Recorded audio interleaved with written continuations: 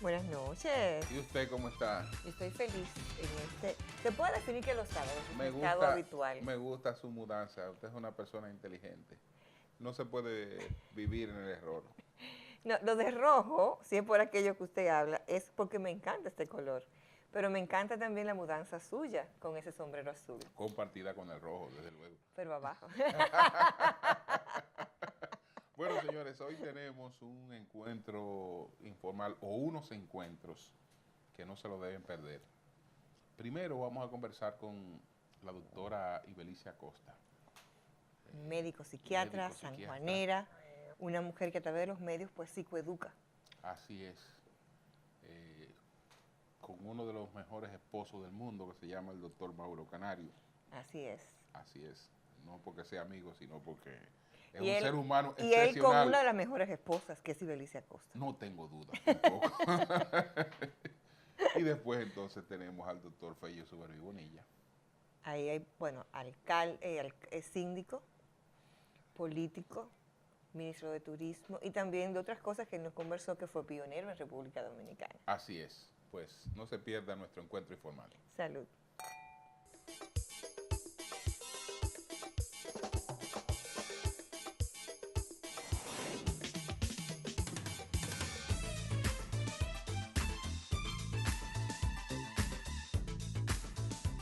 Bien, señores, nosotros estamos en un encuentro informal con la doctora Ibelicia Acosta, Salud. psiquiatra. Salud. Y desde que conocí a la doctora Acosta, como ese apellido en la psiquiatría dominicana, pues tiene un sello. Le pregunté si era pariente del doctor Báez Acosta. Y ella me dice que no, pero le conoce. Claro, y tengo un alto agradecimiento hacia él. Fue una persona que en vida le dio a la psiquiatría dominicana mucho. Una de las primeras cosas que hizo fue abaratar los costos de la medicina psiquiátrica, que son bastante elevados. Así es. Otra cosa que hizo fue que los residentes dominicanos rotáramos por hospitales en España, por la clínica del doctor Cuyao, bajo su auspicio. Siempre estuvo presente en cualquier iniciativa que se tomara en la residencia. Creo que todo residente dominicano de psiquiatría que pasó por sus manos tiene que tenerle un alto agradecimiento, porque fue una persona que dio mucho en términos profesionales y en términos humanos. Y Belice, justamente uno de los aspectos que me gustaría conocer en esta conversación es el tema de por qué resultan tan caros los medicamentos, el seguimiento en una enfermedad, en una patología asociada a la mente, o sea, las enfermedades psiquiátricas, ¿por qué son tan caras? Son de tan alto costo. La tarifa endereza. La tarifa ayuda, es terapéutica. Es terapéutica. La tarifa es muy terapéutica. Bueno. ¿Qué pudiera explicar? Sí. Esa pudiera ser una magnífica teoría. Así no, ya se cura. Pero creo que tiene que ver con el poco tiempo que tiene la psiquiatría como ciencia con medicamentos. Les recuerdo que a partir del 1959, con el origen del litio y la clorpromacina, fue que la psiquiatría entró al mercado de los fármacos. Entonces, es la ciencia que más investigaciones tiene en este momento de psicofármacos, de medicamentos. Hay cantidad de investigaciones diariamente, una molécula tumba a la otra. Entonces sucede en esta especialidad que las enfermedades mentales se controlan, en su gran mayoría no se curan. ¿Qué pasa? Que te puedes tener un problema gastrointestinal, te tomas un medicamento, te curaste y te costó esa cura 10,000 pesos. En psiquiatría tú no sabes a cuánto va a ascender tu tratamiento, porque probablemente lo vas a necesitar de por vida. Probablemente una depresión conlleva 6 a 9 meses, un tratamiento de continuación, un tratamiento de mantenimiento. Las moléculas son costosas, son caras, porque, repito, hay pocas, y las pocas que hay viven renovándose. Es un mercado bastante competitivo. Cuando una molécula es liberada de patente, inmediatamente salen 20.000 genéricos. Entonces tú tienes que elegir cómo seleccionar muy bien, porque se trata del cerebro, que es la parte más noble que tiene el organismo. Hay muchos tabúes, doctora Acosta, y antes, y yo creo que eso ha ido variando bastante, ¿no? Solamente uno, pues, se presentaba ante una consulta psiquiátrica si lo llevaban. Es decir, que ya no estaba en condiciones de uno tomar la decisión de ir ante esta consulta psiquiátrica y se entendía que era un tabú. Pero ya no, yo creo que la gente tiene mucho más conciencia de que también la psiquiatría tiene un rol preventivo. Hablemos un poquito del rol preventivo de la psiquiatría. ¿Tú crees que la gente tiene más conciencia en Creo, términos cre- reales? creo que sí, que la gente pues ya Yo tengo entiende que pacientes que me piden verlos sábado a las 10, a las 7 de la noche, no importa lo que cueste, porque todavía para que tienen no ese lo vean. tabú. Ajá. sí, Es verdad que hemos logrado un salto cualitativo bastante importante, pero la verdad es que todavía, todavía nos falta mucho camino todavía hay por mucho tabú. recorrer. Entonces, les pregunto, ¿cuándo yo debo decidir ir a un psiquiatra? Todos tenemos, digamos, ondulaciones. El día que usted siente, ¿por qué tengo un estado de ánimo bajo si no veo que haya condiciones para eso? Otro día usted está en alta. Sí, ¿cuándo una gente puede estar eh, en las puertas de una depresión? Normalmente nuestro rango de oscilación está como un reloj de las 6 a las 9. De las 3 pasando por las 6 y las 9. Imagínate el reloj. Depresión aquí normal y aquí alegría normal. Si en algún momento no bajas a las 6 y te mantienes en las 9, estás en un estado depresivo. ¿Por qué? Porque lo normal es que nos dan una buena noticia, nos alegremos, nos dan una mala noticia, nos pongamos tristes, pero cuando no podemos lograr estabilizarnos en el bienestar, en la eutimia, entonces estamos ante un problema. Cuando nuestra alegría se pierde, cuando nosotros tenemos la imposibilidad de disfrutar las cosas que nos generan placer, cuando tenemos dificultad para hacer lo elemental, lo básico, cuando no podemos pararnos de una cama a ordenar una gaveta, cuando no somos capaces de disfrutar algo que nos gusta, que nos genera interés, cuando la fuerza vital está absolutamente disminuida, cuando tenemos alteraciones en el apetito, en el sueño, tanto para dormir mucho como para dormir muy poco, tanto para comer mucho como para comer muy poco. Cuando tenemos esa dificultad para estar. Cuando un buen vinito no te dice nada. Nada. Tú te sabes. Llámate a la doctora Costa. Cuando el buen vino no te dice nada, tú dices, algo está pasando en mí. O cuando una buena uva no te dice nada, o un buen queso, Claro. cuando una mujer, cuando no, el salón no le dice nada, o Así las es. compras. Y una pregunta muy elemental que yo les hago a mis Si no quiere pacientes. comprar, está enferma, está grave. Si una mujer no quiere comprar, Exacto. está grave. Es qué Qué comida. machista, Una Sí, pregunta sí, no, está elemental. grave, muy grave. Una pregunta elemental que les hago a mis pacientes es ¿qué te gusta comer? Y me dicen regularmente pastas o carnes o churrasco o lo que sea. Y digo, ¿cuándo fue la última vez que disfrutaste eso? Entonces ahí viene la respuesta. Hace meses que no me lo como con gusto. Me lo comí, pero... Entonces esa es una pregunta que te dice que sus intereses andan por el suelo. Hay un tema en esta parte, ¿qué labor juega el entorno ante una depresión? Porque hay una palabra muy nuestra, pon de tu parte Ay, para que te horrible. mejores. La detesto. Pon de tu parte. Entonces, ¿qué papel ha de jugar quien está al lado de una persona, quien acompaña, sea pareja, hijo, amigo, de alguien que esté atravesando un problema de depresión? Lo primero es entender que la depresión es una enfermedad del cerebro. Está demostrado que es cerebral porque se quita con antidepresivos. Si no fuera así, entonces fuera o una enfermedad que se quitara con vamos a una fiesta y se acabó.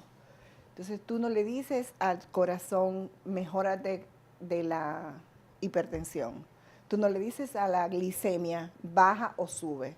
¿Por qué tú le vas a decir a la depresión, mejórate con la voluntad? No hay forma.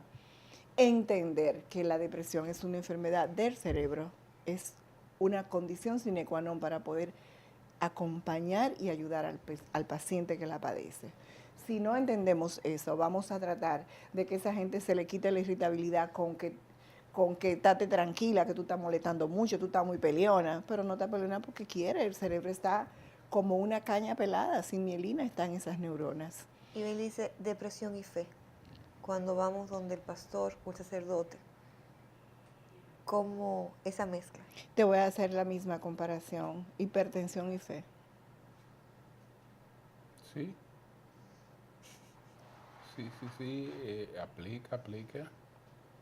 Y ojalá que la gente de fe que tiene la oportunidad de ver a muchas personas que lo tienen, digamos, como la principal mecanismo de consulta, entiendan que tienen que llevar a esa persona hacia una referencia profesional que les puede diagnosticar ayudar. Y le puede tratar y le puede devolver la calidad de vida, porque los problemas, desórdenes mentales, como los llamamos, tienen en su gran mayoría la capacidad de controlarse.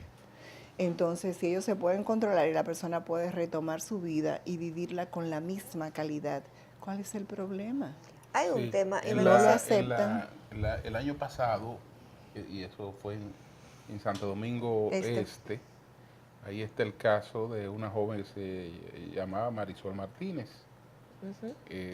Tanto ella como su pareja frecuentaban una iglesia.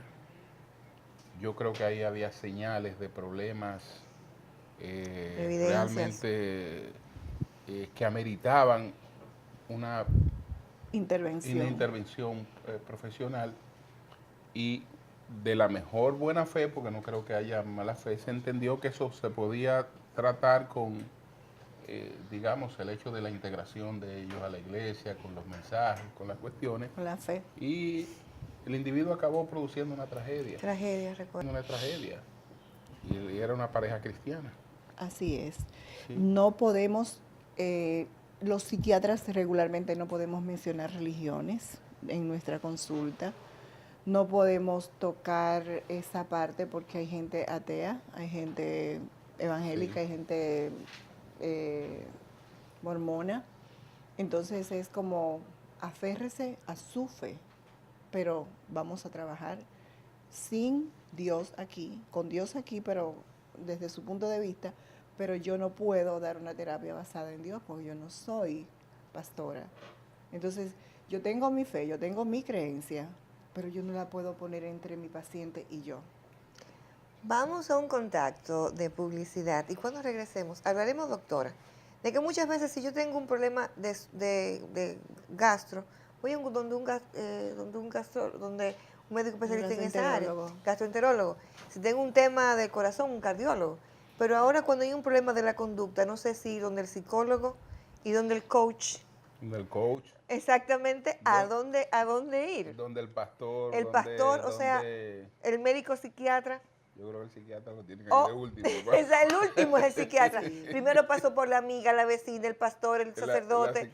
Y la psicóloga, el coach, y después evitando ir a la puerta o al diván del psiquiatra. Vamos a un contacto y regresamos.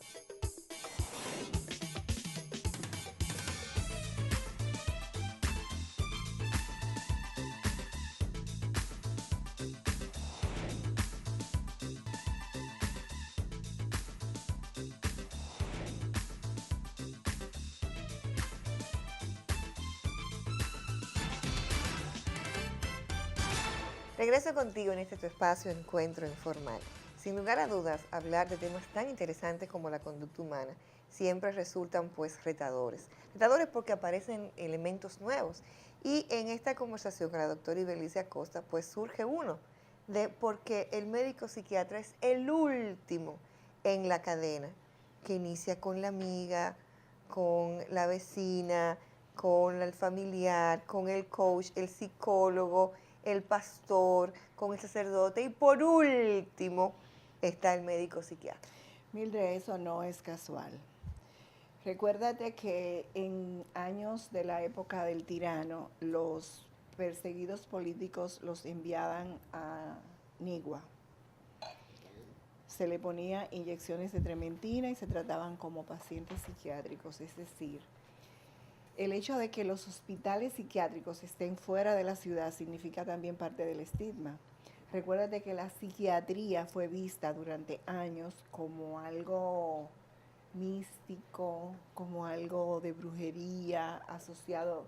De hecho, se hablaba de los trastornos maníacos, depresivos, porque tenían como que ver con las fases de la luna. Se hablaba de que, o sea, la psiquiatría no se puso bata de médico hasta los años 60. Entra en el país la tiranía y asocia los pacientes psiquiátricos con los políticos, con los pacientes psiquiátricos como una condena, como algo malo. Los tratamientos eran cruentos, eran inyecciones de trementina, era terapia electroconvulsivante en el suelo, que produjera unas convulsiones fortísimas y que no había una anestesia, no había nada.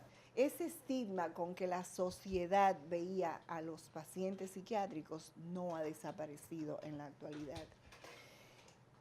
Bill Clinton pretendía de su psiquiatra, sus miércoles en la tarde eran para ir al psiquiatra, había una cita con su psiquiatra pública, no había una foto de un paparazzi, eso no vendía porque él lo decía.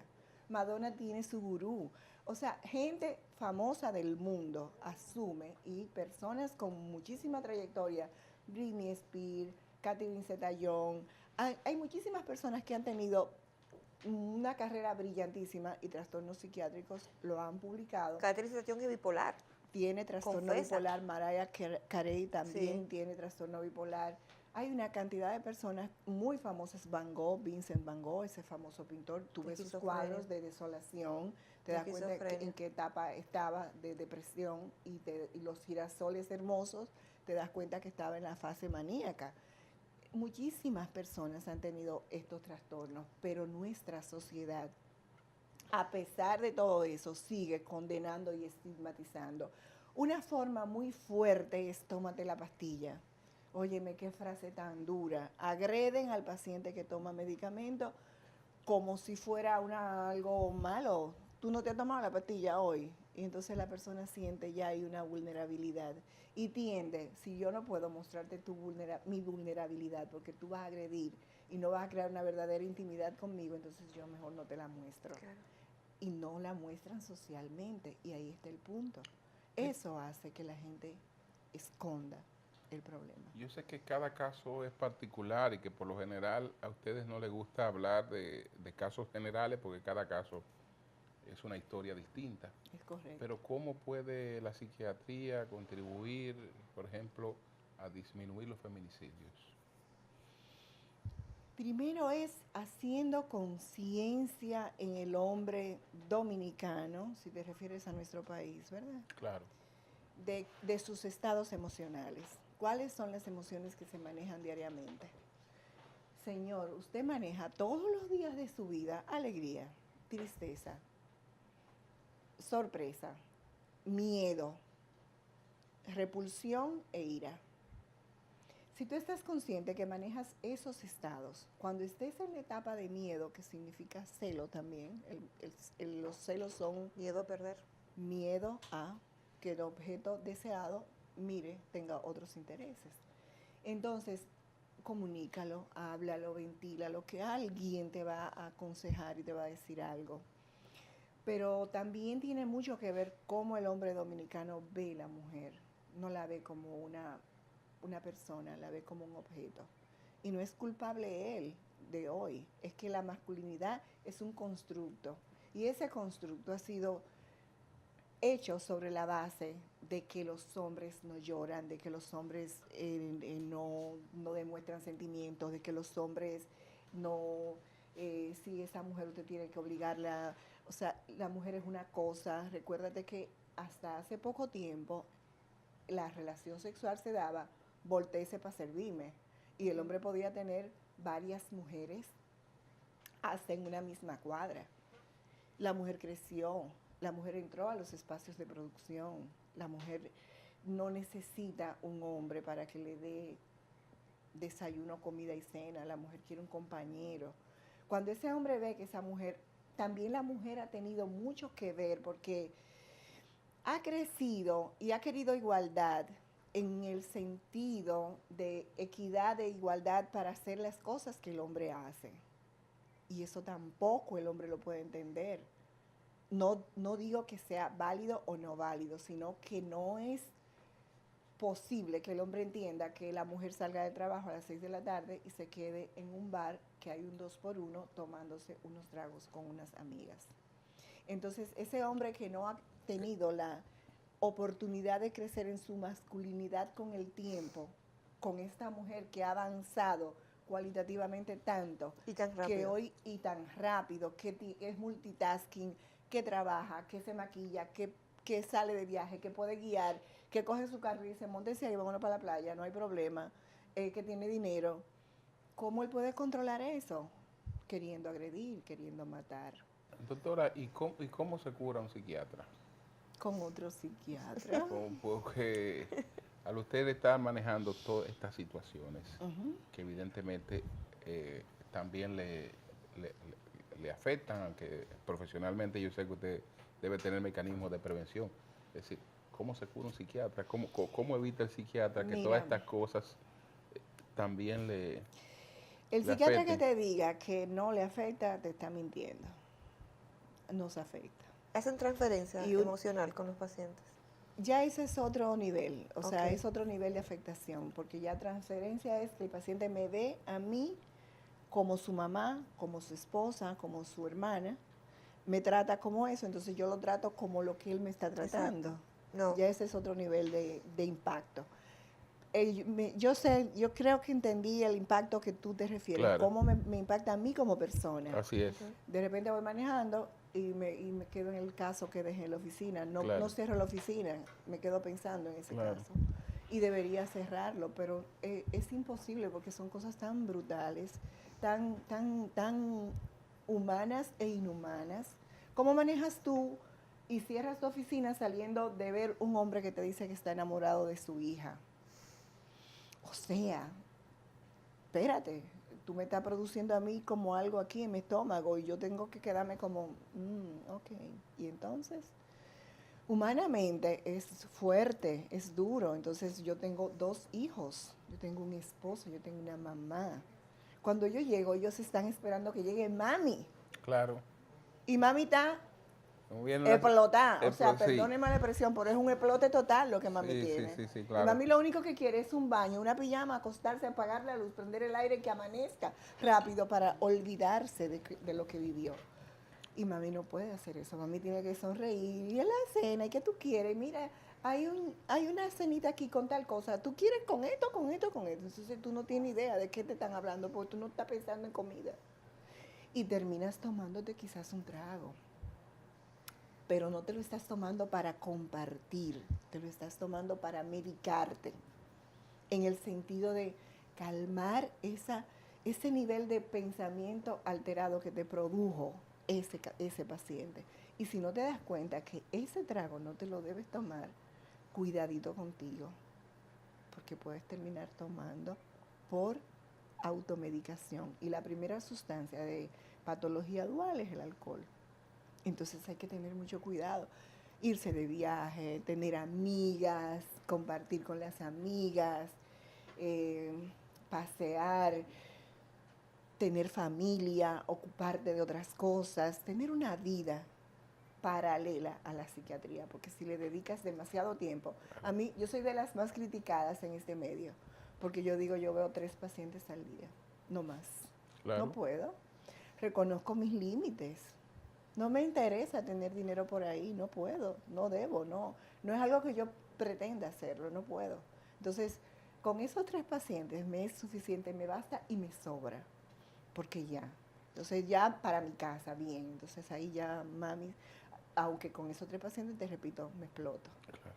Pero vivo, Y Belice, sí. Qué placer. De verdad. Gracias, gracias por Terminamos. esta oportunidad de Gracias. Ay, qué compartir. y chulo, qué de programa cantar. más chulo, de verdad. Amén. Uno se siente así como chévere, como ustedes. Encuentro informal. Así es.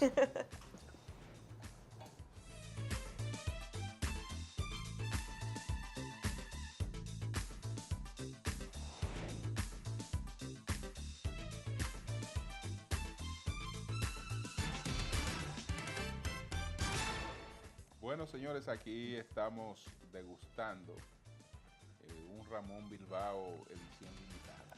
Solo para buenos paladares. Así es. Lo distribuye en la República Dominicana la bodega de Manuel González Cuesta. Las mejores bodegas del mundo en una sola. Con las mejores atenciones. Así es. Bueno, pues en esta oportunidad vamos a tener una conversación interesante. Interesante cómo ha sido su vida en términos políticos. Hablaremos de ese hombre que a través de esa actividad política pues llega a servir desde diferentes posiciones. Pero también hablaremos con el padre, con el abuelo y sobre todo con el dominicano comprometido con su país. Don Fello Suberví, un veterano de 1000 batallas, y veamos con la gracia con la que él nos cuenta su historia. Así es. Salud.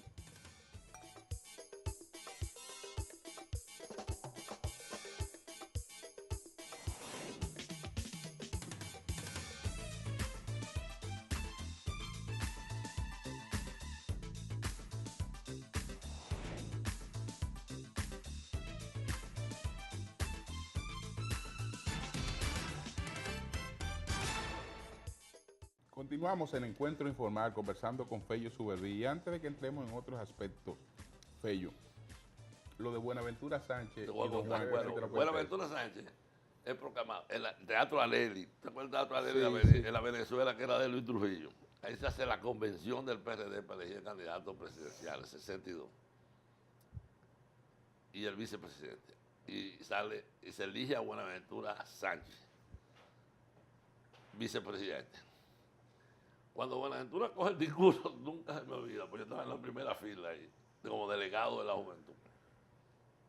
Además, yo era pro Buenaventura, porque había hecho la campaña de formación del PRD en todo el sur, por ahí. Y Buenaventura coge el discurso y dice que él nació en Cabral, donde nació Buenaventura Bay, que fue presidente de la República varias veces. Y que su mamá, una bruja, le dijo, cuando él iba a ser nació, presidenta, que algún día él sería presidente. Y cuando él nació, vamos a separar, busquen otro, porque yo no voy con este. Yo voy por ahí mismo. Dígame. Iba Un como reú, dice, ¿no? un reú Martínez Pérez. Entonces, Martínez, Ahí se confundió. va Juan Bosch, y entonces ahí viene el lío, y entonces sale González Tamayo, el cardiólogo Sí. de la clínica Chan Aquino, que vivía ahí en San Carlos, un hombre humilde, un hombre bueno también. Y me tocó hacer campaña entera con él en el sur. Como yo había ido formando con Buenaventura Sánchez, y todo el mundo me conocía en la región sur, entonces yo presentaba a González Tamayo. El día que mató a la niña en el puente, yo venía con él de la Romana, de por ahí, porque siempre yo andaba con él. Y con Juan Bosch. Con Juan Bosch yo caminé el sitio de empujar carros a las 2 de la mañana, que nos quedábamos con aguacero y todas esas cosas, con Juan Bosch. Fello, ¿cuántos hijos y cuántos nietos, Fello? ¿Eh? ¿Cuántos hijos tiene Fello? Yo, Y bien contado, Fello. 8. Un equipo de fútbol. De 8. fútbol. ¿Cuántos varones? 4 cuántas veces me hembras? casaban, 4 varones. 4 varones. 4 hembras. Ajá. Y como 15 nietos. Como 15 nietos. ¿Y cómo los nietos le dicen, Fello? Abuelo. Abuelo, sin Los problema. quiero mucho, sí. No de papá, no, ni de no, A no. todos mis hijos los quería muchísimo y siempre los he tratado como mis hijos, de verdad. Sí. Gracias a Dios. Solo Fellito está en la política. Bueno, Fellito hay un nieto que formó el primer grupo de primeros votantes con Miguel en el PRD. Sí. Está la hembra, que es abogada, Natalie, que también, bueno, está en el Ministerio de la Mujer. realmente activo es Fellito, pero hay uno que vive en Estados Unidos, que es el asistente del alcalde de Providence, la mano derecha, Ah, ok. ¿Cómo se Eso- llama ese? Ángel. Retrato de Fellito. Tú ves a Fellito y lo ves a él. Ah, Eso de la alcaldía pues ya lo lleva en la sangre, ¿verdad? Sí, él es el asistente del alcalde de Providence, del guatemalteco, confianza completa. O sea, vive haciendo política allá en Estados Unidos. Don Fello, la experiencia bueno, en ese momento era alcaldía, ante la sindicatura, y en una ciudad que después fue que vino la división, ¿no? Del distrito y el Gran Santo Domingo. ¿Qué experiencias, qué aprendizaje le dio a usted en términos gerenciales? Muchas cosas. Yo te voy a decir, pero antes te quería decir que cuando Juan Bosch fue presidente, yo tuve con una persona histórica, trabajando para Jacobo Magluta, hicimos una hermandad y una amistad enorme, que lo sentí como si hubiese sido mi hermano, que era Pichirilo. El comandante Pichirilo y yo ok. Qué bien. fuimos designados por Jacobo Magluta en el Ministerio de Finanzas. Y siempre vivimos una etapa de la revolución también. Pues yo tenía otro primo que también fue de lo que asaltó la fortaleza Osama. Pues, todas esas cosas han pasado. Uno pasó entonces. Yo pasé la revolución en el despacho Camaño con Gabito Botró. Yo ponía el teletipo. Entonces, y él es representante de la juventud en la revolución. Yo viví la revolución completa. Y el día del bombardeo nos tuvo que sacar Héctor Lachapelle, Sí. el general, y André Rivière, que era un francés aventurero que venía de Haití, de una familia adinerada en París. Y nosotros nos manteníamos aquí, toda la semana cada uno aportaba para mantener a Andrés Rivière y un grupo de exilados haitianos. Hicimos un programa en RPQ con Fulmen Uribe, que se oye nada más hasta Jaina, pero lo hacíamos contra Duvalier. Y llegamos con Rafaelito Alburquerque, nosotros, a ir a la frontera a llevar activistas de ese movimiento para hacer contacto con el movimiento interno en Haití. Rafaelito y yo. Y Georgie, ¿cómo se llamaba? Yo era un abogado que trabajaba para Golfo Oates, llevando activistas en contra de Duvalier. Y hicimos todas esas cosas como juventud. Qué bien. Y teníamos un programa en RPQ contra Duvalier, que se oía en San Cristóbal, pero lo hacíamos. No, pero claro, iba. Y lo manteníamos, tú te acuerdas, del hotel que había el 19 de marzo, casi llegando al Conde, que después se convirtió en medio que iban los homosexuales o algo así. Sí, Ahí vivía ese grupo y nosotros lo ¿Te manteníamos. acuerdas, doctora, de ese hotel? No, No era de su tiempo. Ese hotel. Entre la Padre Villini, entre Arzobispo Noel y el Conde, Usted no lo llegó a ver, usted era una niña. donde estaba el Sublime. ¿Y usted recuerda el Sublime? No, Ah, tampoco. bueno, no. Entonces tú vienes a estudiar. Habla de Barahona cuando vienes a estudiar. Ajá. Cuando vengo a estudiar, muy joven, que te voy a decir una cosa, no es que yo quiera perder un buen estudiante. Sí. Yo fui capaz de hacer el tercer año y mis notas excelentes, pero yo estaba en un colegio privado evangélico. Entonces había que ir a la escuela oficial a hacer el cuarto año que yo quería hacerlo en vacaciones. Y el director me lo negó, que no podía hacerlo. Y mi padre me trajo aquí a la Secretaría de Educación con mis notas.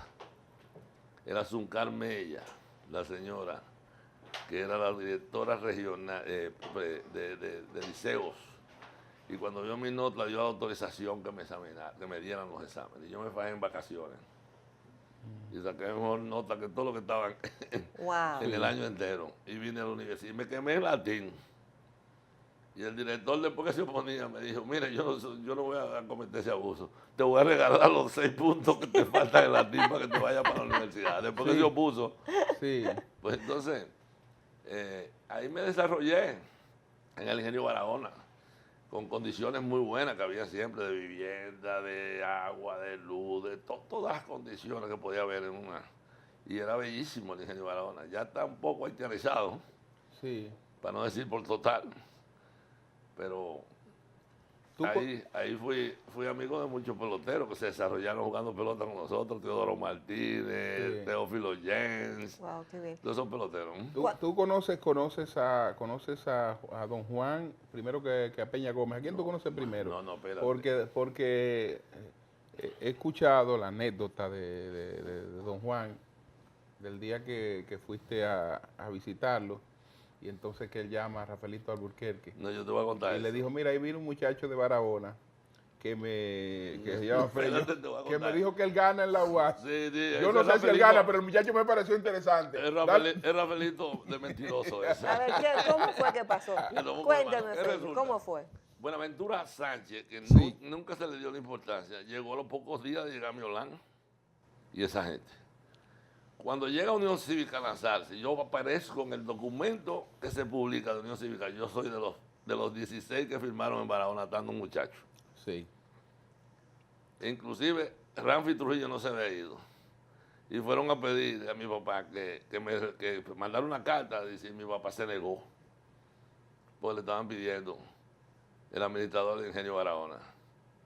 Que entonces era Lucas Nin, hermano general Nin. Sí.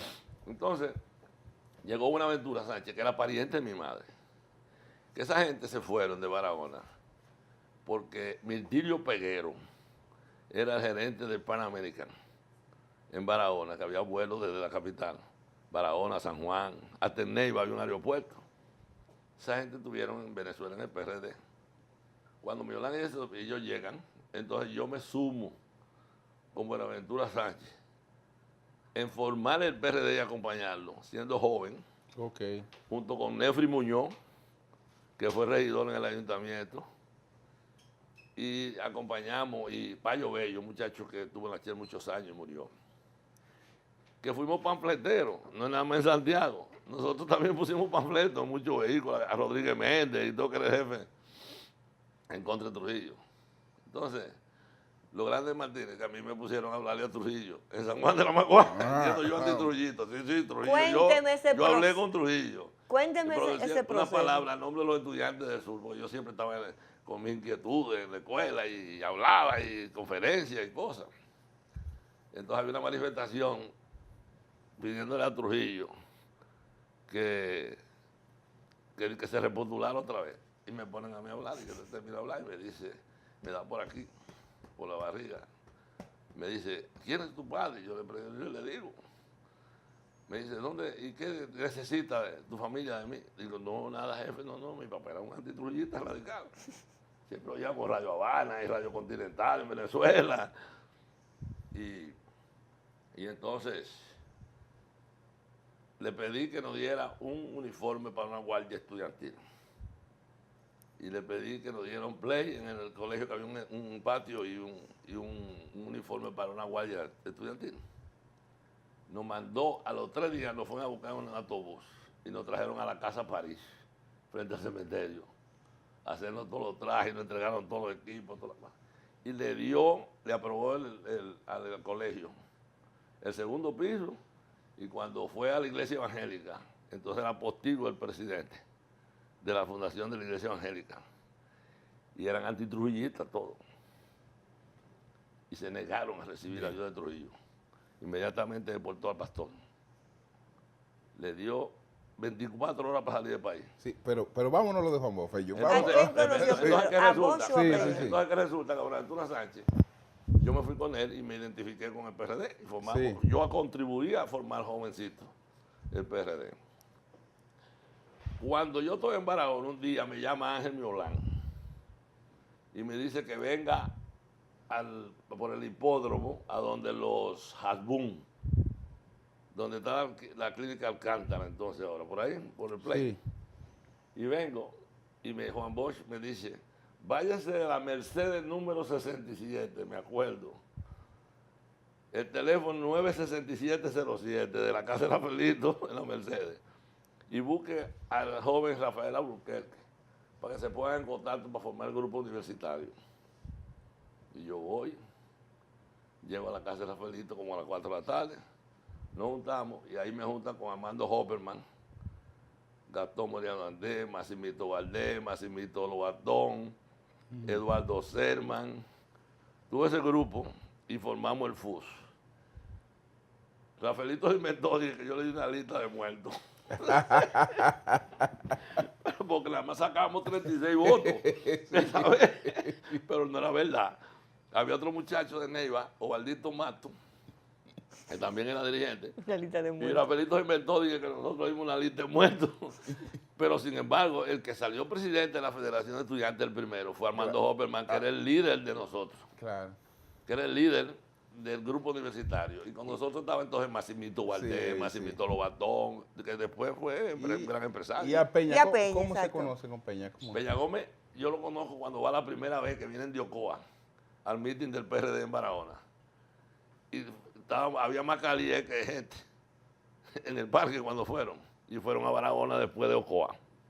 Y yo lo conocí ahí, pero no hice amistad con él ahí. Ya yo hice amistad, ya estando aquí cuando se formó la dirección de la juventud, con Manny Espinal, en el Conde 13. Allí es que yo conozco a Peña Gómez como el que escribía, era un escribiente de discursos Para la Tribuna para Democrática. la Tribuna Democrática. Sí. Entonces, Y ahí yo conozco a Peña Gómez. Entonces era Washington de Peña, Peña Gómez, había una serie de gente que ya han ido desapareciendo. Pero en la juventud, quienes estábamos, la primera juventud era Ángeles Suárez, Manny Espinal, Mundito Espinal, César Arias, Ángeles Suárez, te dije, ¿verdad? Era un grupo de jóvenes que formamos la juventud. Sí. Todavía ese grupo de Rafaelito no estaba en el PRD, porque la juventud del PRD fue un híbrido de distintas organizaciones. Estaban los grupos de Orne Cuascú, que era Pedro Pimentel. Estaba José del Castillo, que era de Jiménez Grullón, de la juventud. Y estábamos nosotros del PRD, y estaba otro grupo independiente. Después llegó los Franklin. Sí. Atuey llega por accidente. Atuey y Fulgencio llegan por accidente. Porque surge una crisis entre Rafaelito Albuquerque y Manny Espinal, queriendo eliminar la presidencia de la juventud y nada más dejar secretaría general, porque era el organigrama de la Internacional Socialista. don Fello, ¿cómo era Peña ya en el trato personal? Un hombre noble, muy noble, excelentemente tan noble que se hacía daño, tan noble que se hacía daño. ¿Cómo así que se hacía daño? En el sentido de que aceptaba muchas cosas por ser noble, Sí. que aceptaba muchas cosas por ser noble, y demostró que no era ambicioso. Los tres grandes líderes del país, Peña Gómez, Juan Bosch y Balaguer, han demostrado. Nadie interpretó a Balaguer cuando decía que la corrupción se paraba en su despacho, que era un mensaje que mandaba que la sociedad en el mundo y en la historia ha sido corrupta y que él no podía pararla. Señores, vamos a hacer Vamos una con pausa. contacto. Qué conversación Salud. más agradable con Fello y cuántas Salud. informaciones interesantes.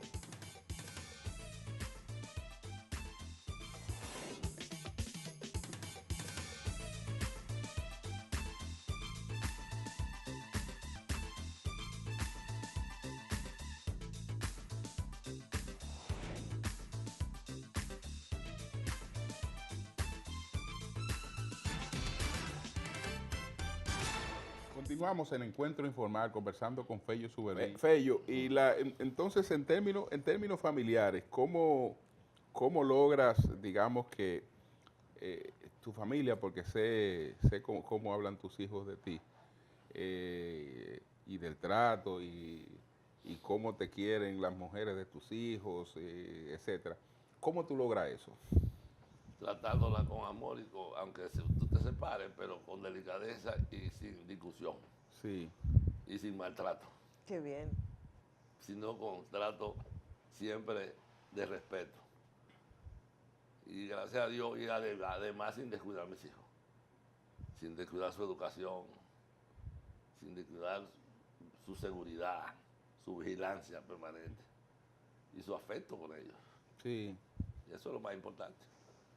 Usted ocupó muchas posiciones, pero hay dos para mí muy Ya. importantes. La de alcalde, la de síndico y la de turismo.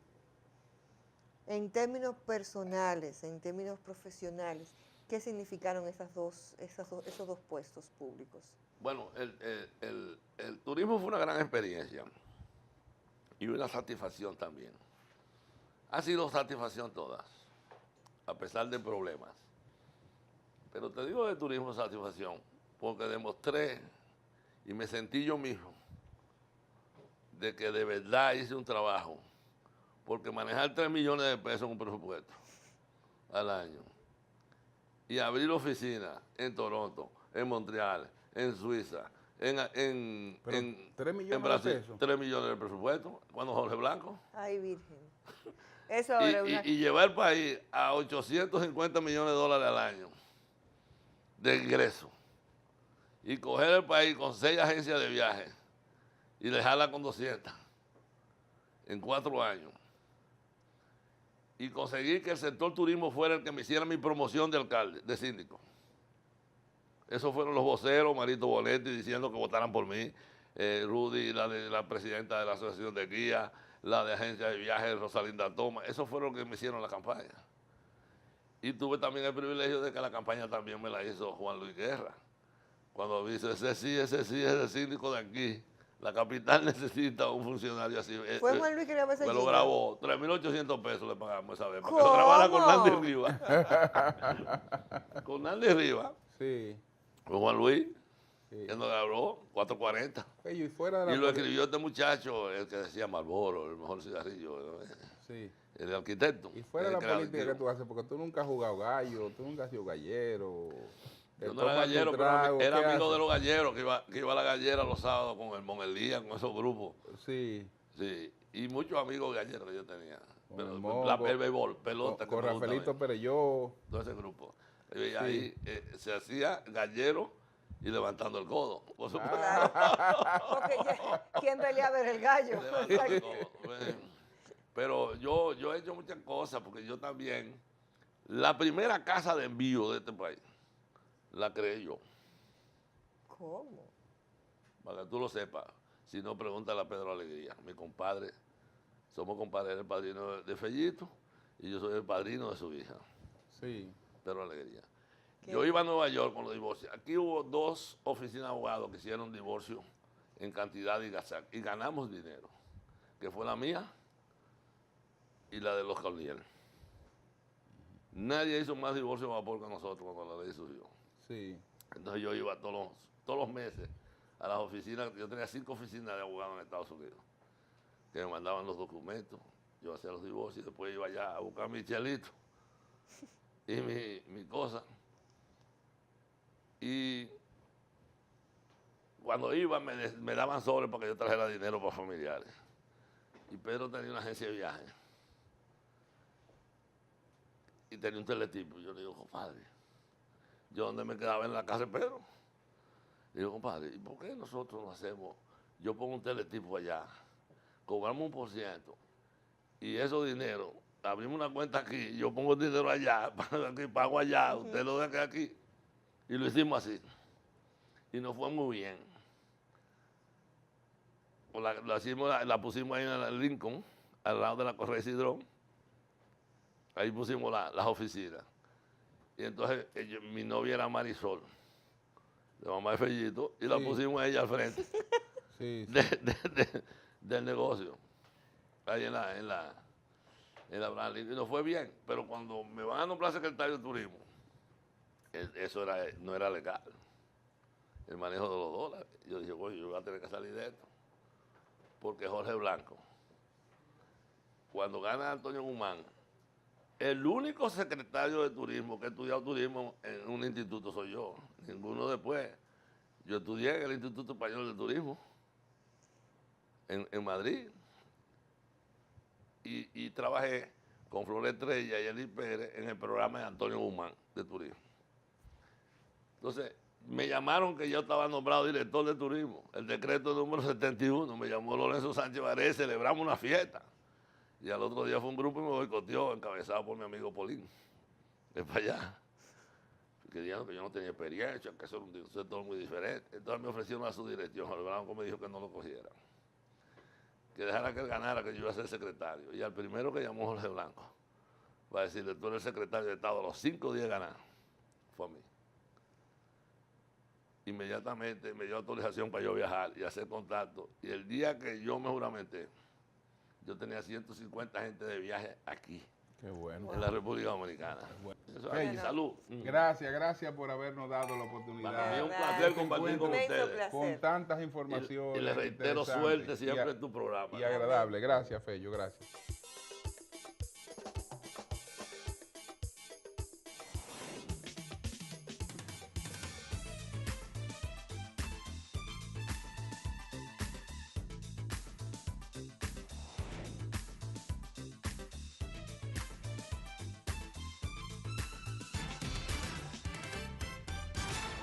Bueno, muchas gracias a la doctora Ibelicia Costa, muchas gracias al doctor Fello Suberví Bonilla y muchas gracias a la bodega de Manuel González Cuesta por habernos permitido degustar esta noche con nuestros invitados.